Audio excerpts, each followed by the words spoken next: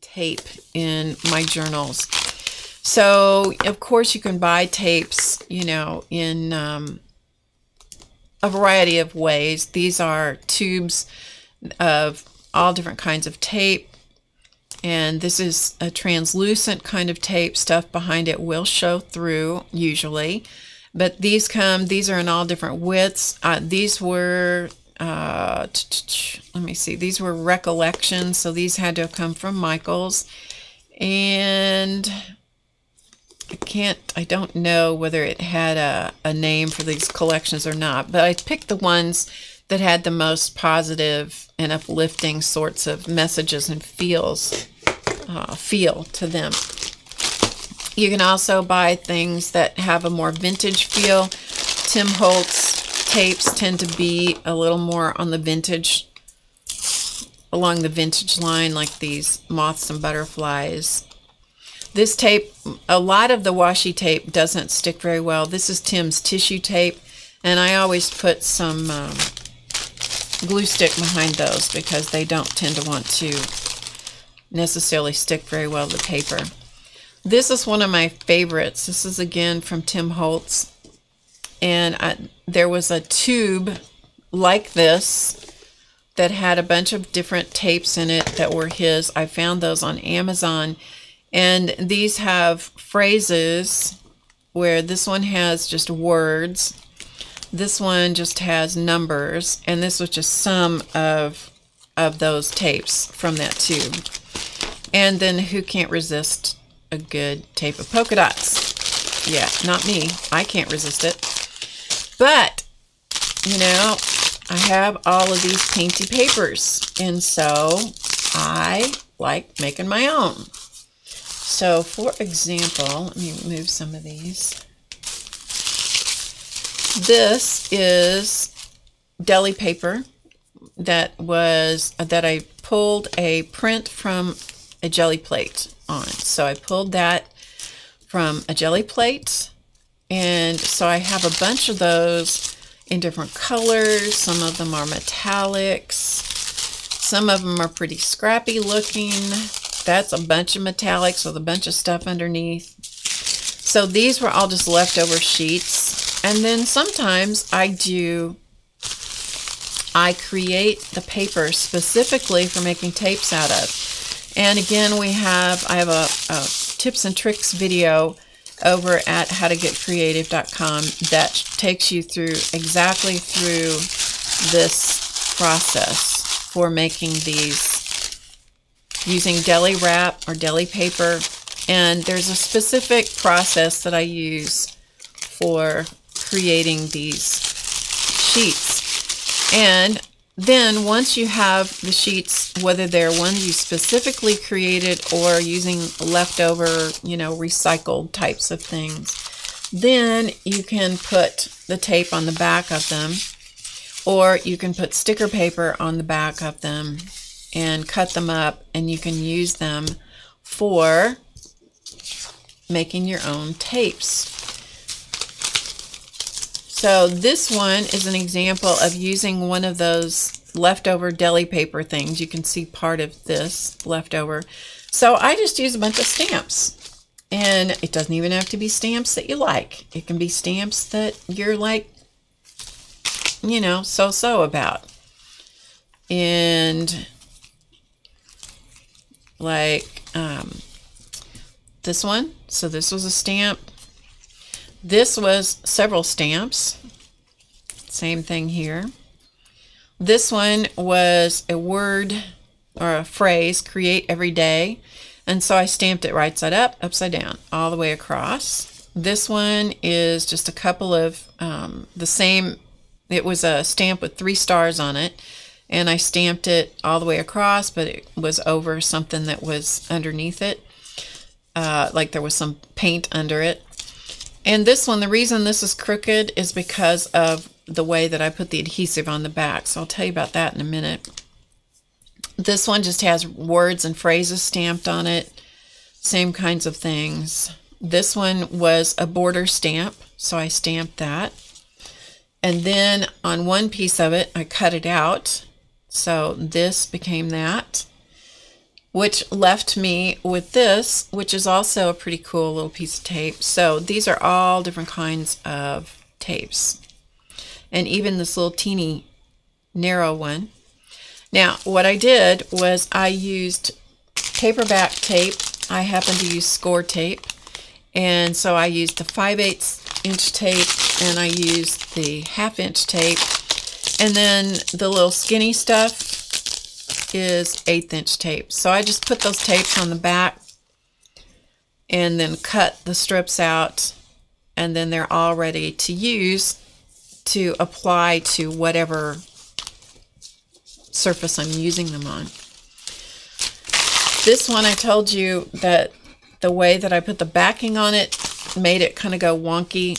Because this is deli paper and it's really super thin, I used the Xyron sticker maker. This has a limitation as to how wide you can go. And so I just put that strip in here and pulled it through. Well, it got to a certain point. You need one more hand, then you need like 3 hands when you're doing this.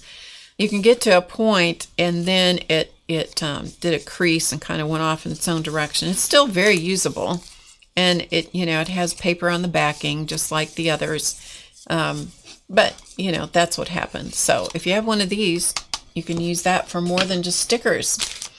Another thing you can do to make your own tapes is, if you have fabric, you can make your own fabric tapes. So these are all pieces of fabric. These have all been jelly plate printed, or some of them were painted fabrics. This is just muslin. I have lots of different classes on how I do fabric. And so all of these are the same thing. I just put the Scor tape on the back, burnish it down really well, cut them apart, and then they're all ready to use and put in your journals. But it's using up bits and pieces of fabric. For example, I just have little bits and pieces of this fabric left that aren't usable for much, but I can make little bits of tape out of those. Here's another little strip. This came from this one. And so I can put even a 1/4 inch piece of tape on the back of that and make it usable in my journals. So those are tapes. Yes, have fun. I hope you're having so much fun taking notes or just getting ideas. You don't have to take notes, just get some ideas. Have fun. Now, I don't know if you have watched me long enough to know how much I love mandalas, but or mandalas, or mandalas, depending on how you like to pronounce it. But I love mandalas. I love drawing them. I love them so much. I created a whole course called Mandala Madness, and that's an entire course with lots of videos and lots of written tutorials, full written instructions with all of it. I mean, it is it's a bargain. That's what it is. It's a bargain of a class, and you'll find that over at HowToGetCreative.com in the courses, under the courses tab. We have 2 courses there. One is Mandala Madness. The other one is Mining Your Muse, which is all about creating figures that are an expression of parts of your creative self that I call muses. Some of them are paper, many of them are fabric. Anyway, those are the 2 courses there. And then I also had to create the Mandala Madness inspiration deck, because I love inspiration cards. So this is the Mandala Madness inspiration cards deck. If you haven't seen it before, it is filled with all of my mandalas. So these are they're 48 cards. Each one is different. So you have the card with a mandala on it with an inspirational word. You turn them over, there's a quote that goes with that word on the back. And then there's a suggestion for something that you could do on your mandala if you are drawing or creating a mandala. Sometimes you get stuck. I do too. I use these myself because I get stuck as well for ideas. And so I will use these myself. In fact, I use these every single day when I'm writing.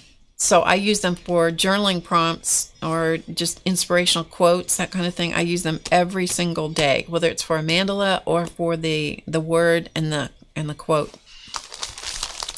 I highly recommend that you have 2 decks of these at least. One to use as the inspiration cards.